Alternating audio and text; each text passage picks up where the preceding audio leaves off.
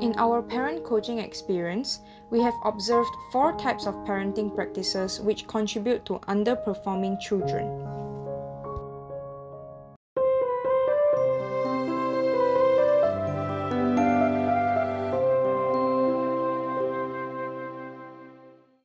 We read a book that provides evidence that wealth can be maintained across more than 3 generations.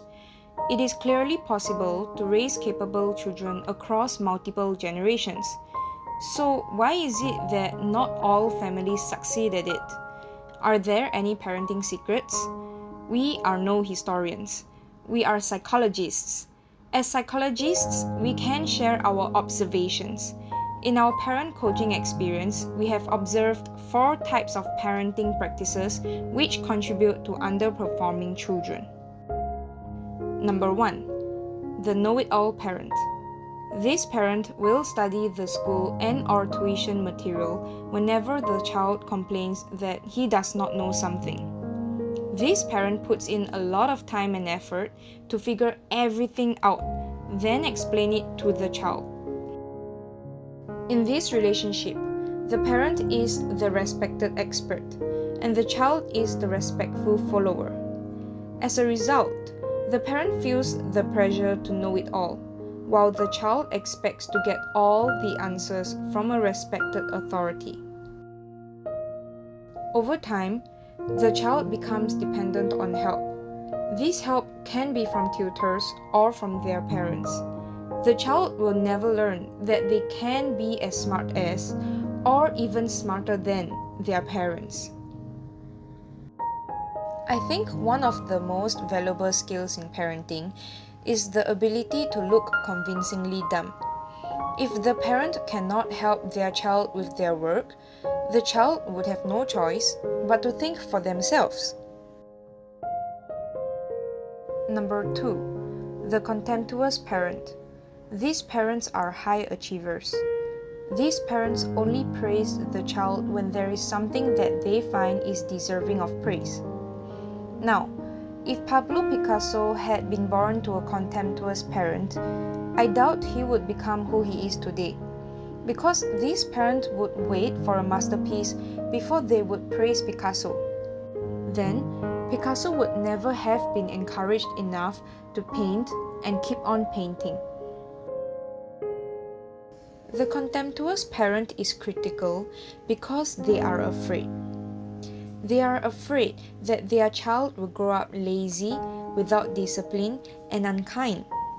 The fear is so great that this parent pounces on every single whisper of a negative trait to stamp it out. Psychologically, pouncing on every negative trait does the opposite of stamping it out.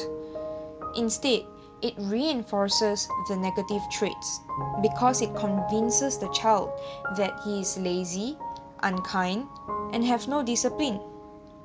Give these traits enough attention, and these traits will grow into monsters within your child. In that case, what can you do instead? Let me show you what you can do with an example. There was a 9-year-old child who was convinced by his caregiver that he was lazy, playful, slow, and have no discipline. Unsurprisingly, he was scoring around the bottom of his class. For him to get better, his mother had to put in effort to starve those monsters to death. She used 2 strategies to starve those monsters to death. First, she purposefully looked for things to praise. She watched like a hawk for the random occurrences of good traits, pounced on these opportunities, and praised him. For example, "Wow! You found the mall toilet even though mommy could not. You're very resourceful." Next, she set him up for success. She created situations where he would unconsciously and without effort show the desirable traits. For example, to make it easier for him to stay engaged with 10 long division sums, she sat behind him and gave him positive attention after each and every question. He did not complete this difficult task alone. His mother was always there to give him moral support. But when this child was done with his sums, his mother praised him as if he had done it all on his own. She said something like, "Oh, you're not afraid of difficulty. Look, you completed all these difficult long division sums."